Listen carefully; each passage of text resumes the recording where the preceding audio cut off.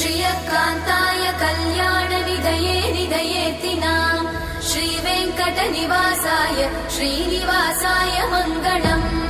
लक्ष्मी सविभ्रमालोकसुभ्रूविभ्रमचक्षुषे चक्षुषे सर्वलोकानां वेङ्कटेशाय मङ्गलम्। श्रीवेङ्कटाद्रिशृङ्गाग्रमङ्गलाभरणाङ्गये मङ्गलानां निवासाय श्रीनिवासाय मङ्गलम्।